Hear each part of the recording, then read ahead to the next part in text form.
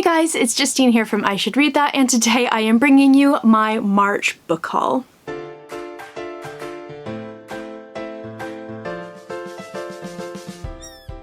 So March wasn't quite as wild as some past months have been. I did haul a lot of books, but it's not like the ungodly stack that I usually have. For the third month in a row as well, I have managed to stick to my book buying budget, which is awesome. It's gonna get a little bit harder now that stores are going to be opening up in April, and I'll be able to get access to the bookstore again, but I am very pleased with my progress so far. So as per usual, what I'm going to do is I am going to divide these into books from publishers. I'll do NetGalley books, and then I will talk about the books that I either bought for myself, was gifted, or came in subscription boxes. We have a few of each of those this month, and as per usual, again, I am going to rattle through these pretty quickly, so if you want to learn a little bit more about these books, then you can go ahead and check out the links down below. So I've got 6 physical books from publishers this month, and they're all ones I'm really excited for. They are all being crammed onto my April TBR and into my May TBR because I am now starting this like 6-week turnaround time thing that I've got, so you will be hearing about these books very soon. So the first one that I have is an April release. It's one I'm very much looking forward to. I think this is going to be a subgenre that I love, but I just haven't really explored much yet. So this is The Midnight Bargain by C.L. Polk. This is basically Bridgerton, but make it magic, which sounds amazing. So I believe I talk about this book in my April TBR, so I won't go into it too much, but this is basically about a young woman named Beatrice. She wants to become a mage. She can't become a mage because she needs to marry in order to get her family out of debt, and she ends up tangled with a spirit who has a price for its assistance, and that price is her first kiss. This sounds like it's gonna be really fun. I am so looking forward to this. I told my sister, who is a romance reader, and writer, and I told her about this and she was just like, I would like that, please give that to me. So this is one that I think we are both gonna really love, and if you're someone who likes your fantasy with a healthy dose of romance, this might be right up your alley. Another book that is on my April TBR, I think most of these publisher copies are going to be on my April TBR, so definitely check out that video if you want to know more. But this looks amazing. It's historical fantasy, which is a subgenre that I love. This is The Light of the Midnight Stars by Raina Rosner. This is a book that combines Hungarian and Jewish mythology with magic. So in this book we follow 3 sisters who live in the woods performing small miracles and like small acts of magic, and as a shadow is being cast across Europe and every Jewish family in villages across Europe are being threatened, I'm pretty sure we can imagine maybe what time period this is set in.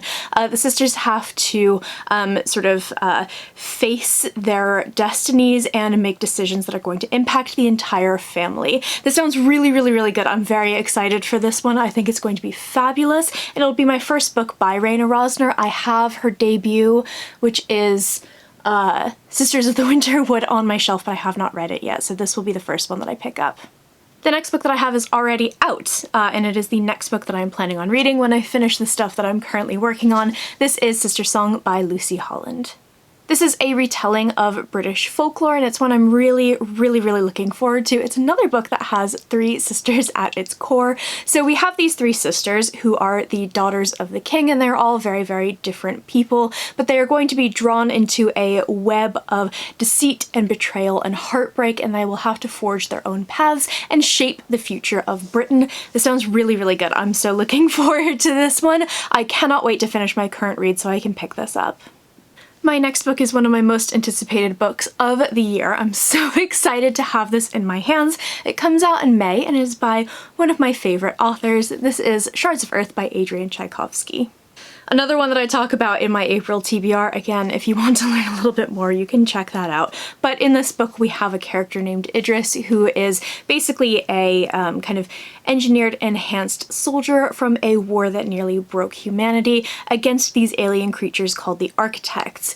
And the war is over, the Architects have disappeared, and Idris is just kind of trying to stay out of trouble on a salvage vessel. However, the vessel discovers some kind of object that is obviously sort of from the architects in origin, and they have to figure out if they're coming back, what's going on, but also hide it from people who may try to take it. This sounds so good. It's the start of a new space opera. I think it's going to be a trilogy. I will need to check on that, but it is the start of a new series and I'm so excited for this. This is going to be fabulous. I'm really, really, really excited. Coming out in June, we have another super highly anticipated release from another one of my favorite authors. This is The Jasmine Throne by Tasha Suri. This is a book that is going to be amazing. I am so looking forward to it. Everything that I've heard about it so far, everything that I've heard from people who have been lucky enough to read it so far has been amazing, and I think that it's going to be so, so good. So on the back here we have a little bit of a vague description, which you know I absolutely love. So this is going to be the start of a brand new trilogy from Tasha Suri, and it features two women, an imprisoned princess and a servant in possession of forbidden magic, and they will come together to rewrite their fates. It is sapphic, and I know that this book has those two characters being morally gray characters, which is something that I really, really love. I know I attended an event, an online event, where Tasha Suri talked about this book, and she discussed kind of like the conflicts between these two characters and sort of like their grayness as characters, and it's just gonna be so good. I'm so pumped for this one. If you liked her Books of Amba series and if you like sapphic fantasy, you should absolutely pick this up because she's one of the best fantasy writers out there right now. And my last physical copy from publishers, I have She Who Became the Sun by Shelley Parker Chan. This is what I'm so, so excited for. I keep saying that for all of these, but genuinely, like, this is basically pretty much a list of my most anticipated books of the year. So obviously I'm really pumped.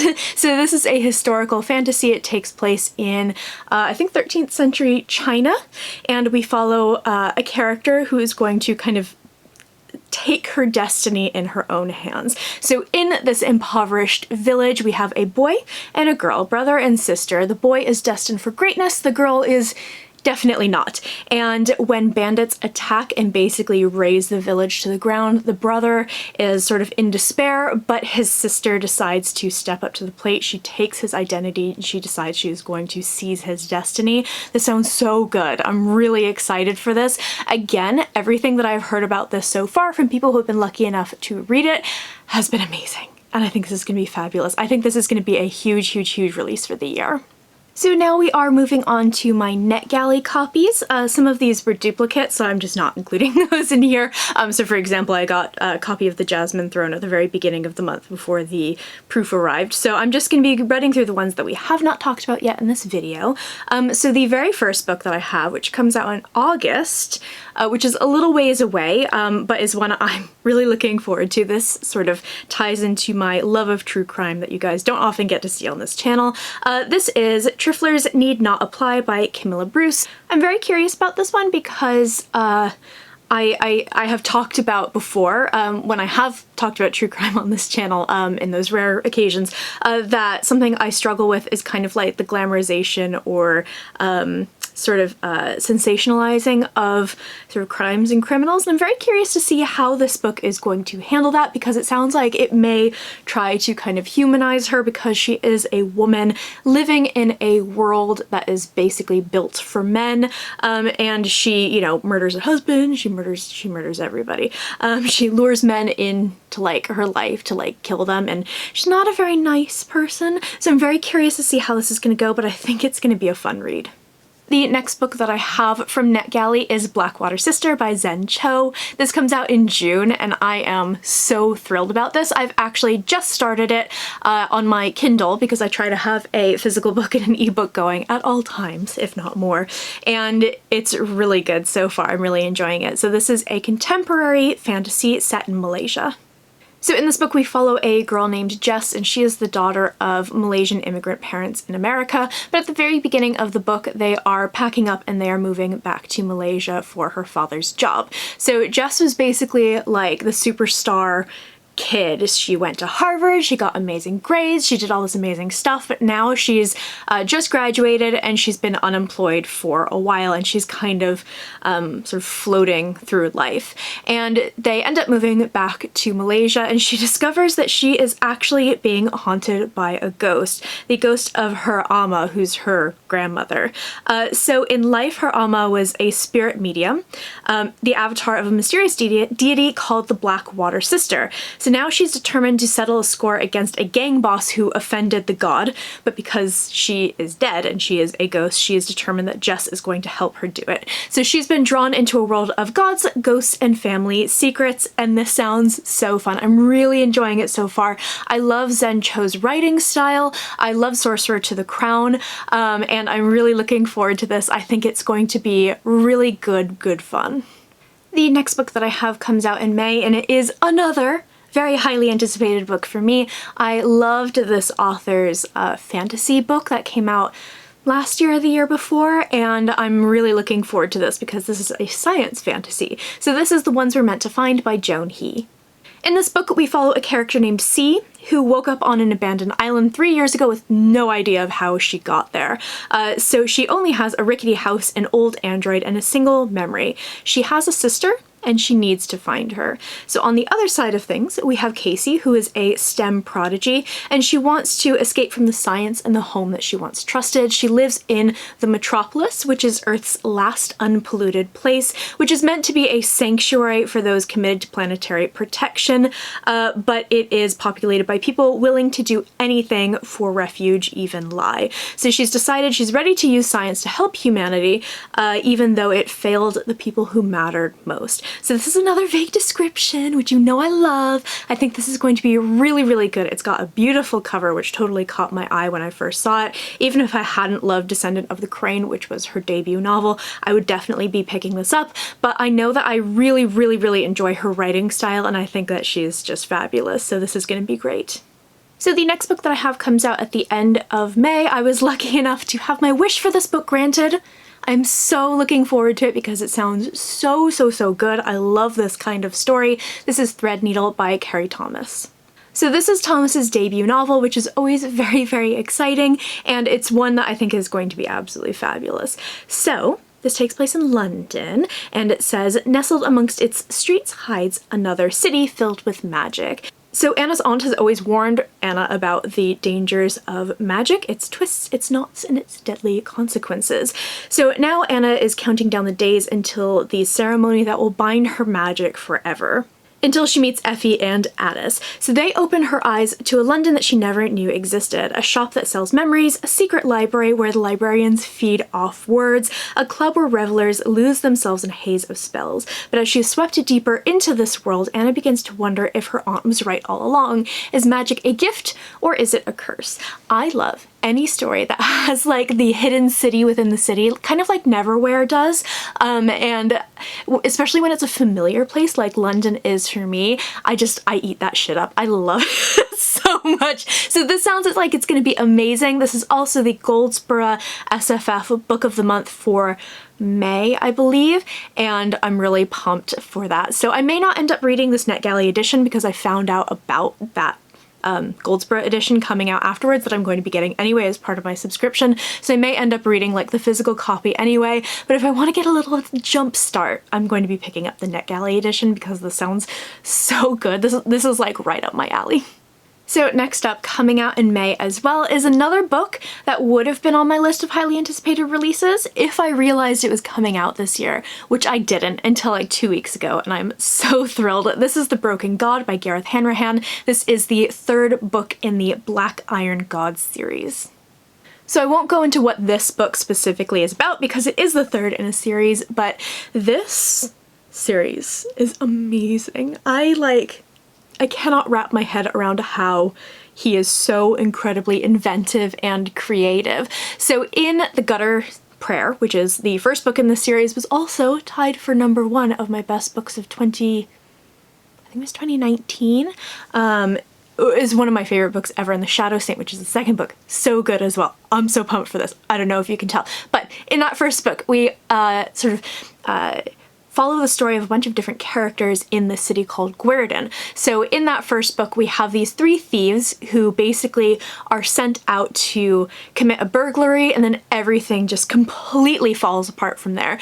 We have gods, we have these horrible monsters, we have goblins, we have just all this crazy stuff. It's one of the most inventive fantasy series that I have ever read.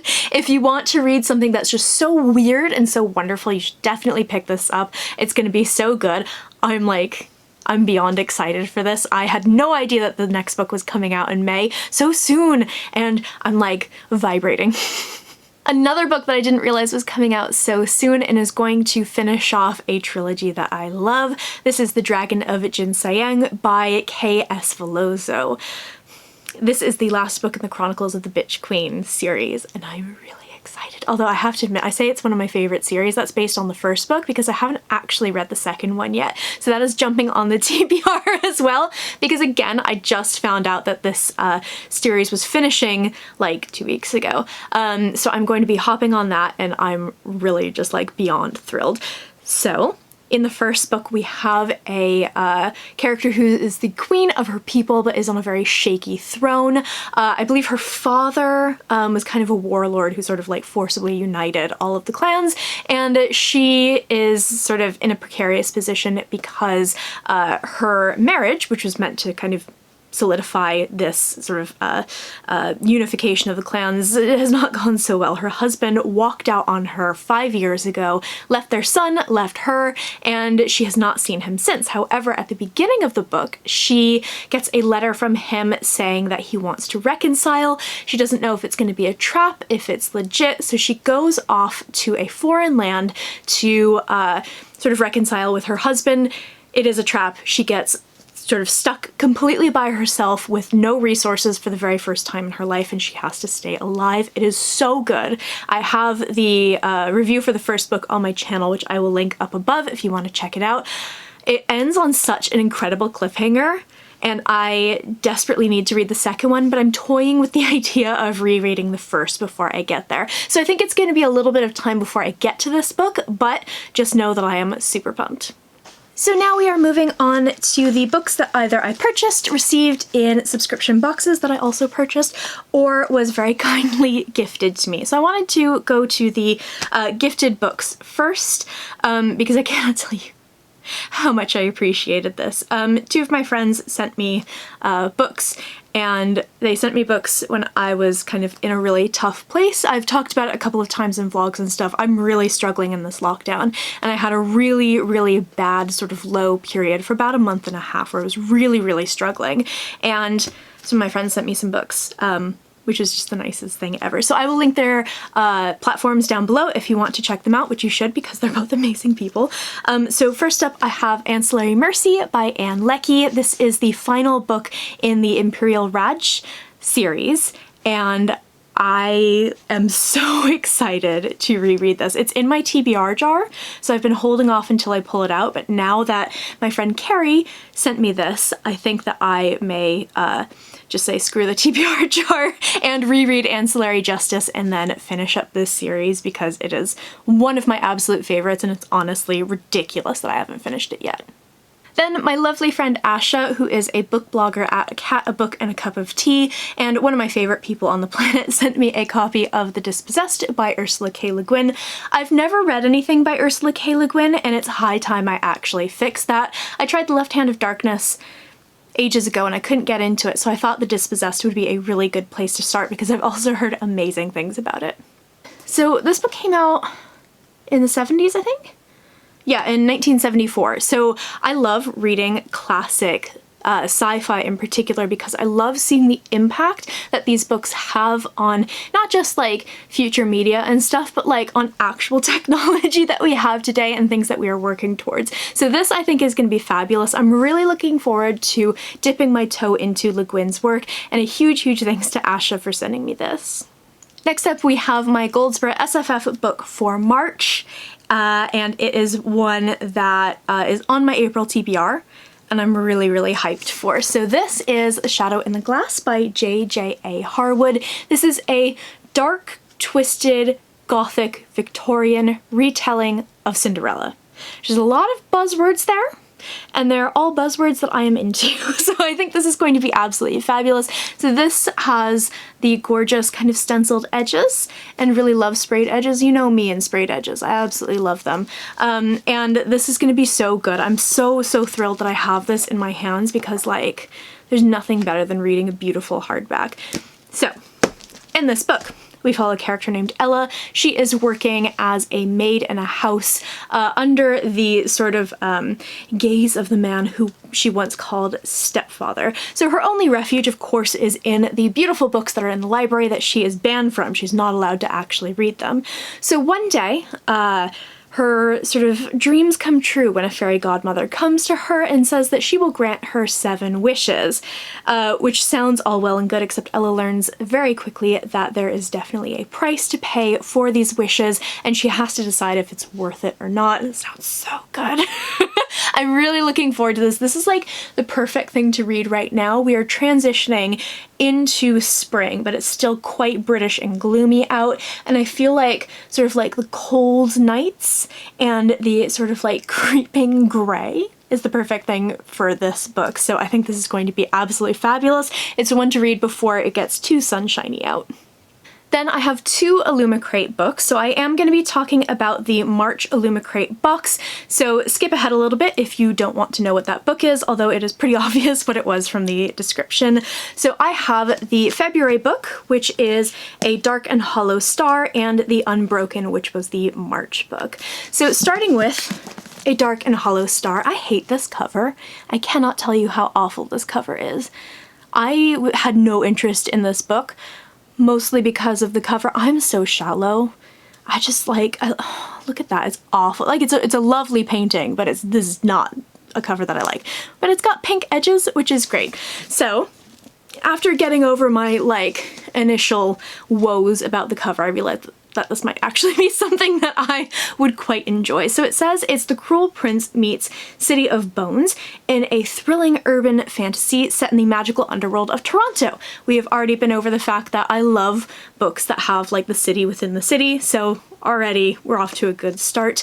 As a queer cast of characters race to stop a serial killer whose crimes could expose the hidden world of fairies to humans. So I'm not a big fae fan, I'm not a big urban fantasy fan, but love me a serial killer and also love books that have to do with the kind of hidden cities and stuff like that. So I'm very curious about this.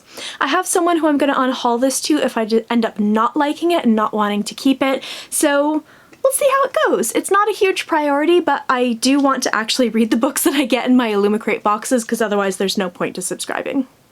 Then we have The Unbroken, my favorite book of the year so far. So I did actually unbox my March Illumicrate box, which I will be posting later, soon, I think. And I talk all about the kind of the stuff that was in that box. But this was the thing that I was the most excited for, this book, because this book is so good. I talk about this in my March wrap-up because I was lucky enough to have a proof copy of it, and I finished it just after it came out, I think. It's fabulous. I loved it. This is probably my favorite book of the year. And then last but not least, I bought a couple of books for myself. I had some good news at work, so I decided to go ahead and treat myself with my book budget. So I really splurged and I picked up 2 novellas. This is the Singing Hills cycle. I think it's just going to be 2 books. I don't think there's going to be any more, which makes me really sad because I love these. But the first book is The Empress of Salt and Fortune, which you may remember was one of my top books of 2020. And then I have When the Tiger Came Down the Mountain. I read this in March, so you can check out my thoughts there. These are both by Nai Vo, and they're fabulous. If you love good storytelling, and if you love an author who like utilizes the novella format well, you have to try these. They're so good. They're so good. I love these so much, and I desperately want more in this world, but we'll see if we get that. And the very last book that I have is a funny one because it's one that I have seen everywhere. It has been everywhere for like a year. It's finally come out and I know nothing about it. and I am like, I cannot tell you how intrigued I am by this. This is The Last House on Needless Street by Katrina Ward. This is a psychological thriller, I believe. Again, I just don't know a huge amount about this, but it sounds so good. It sounds like psychological thriller, but also sounds like every horror movie ever. It's just like, it's super intriguing. So this is what it says on the inside flap, because we do love a vague description.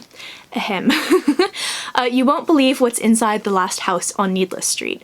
This is a story of a murder, a stolen child, revenge. This is the story of Ted, who lives with his daughter Lauren and his cat Olivia in an ordinary house at the end of an ordinary street. All of these things are true, and yet some of them are lies. You think you know what's inside the last house on Needless Street. You think you've read this story before. In a dark forest at the end of Needless Street, something lies buried, yet it's not what you think.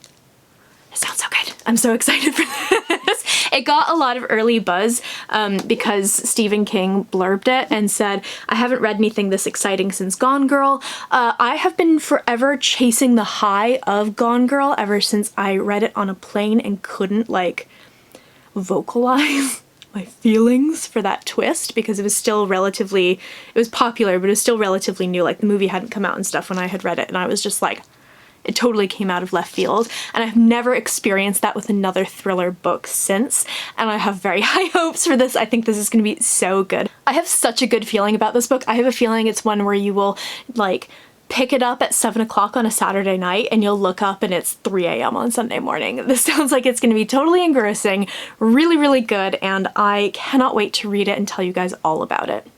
So that is it for my March book haul. I hope you enjoyed taking a look at all of these books, because this is a really, really, really good haul. There's some absolutely amazing sounding stuff in here, and my TBR is groaning, but I am still thrilled. I would love to know in the comments below if you have read any of these books, maybe if they are in your TBR, if they are anticipated releases for you as well, and I would just love to know what you picked up in the month of March. I post bookish content to this channel fairly frequently, so go ahead and hit subscribe, check back soon, and I will see you next time.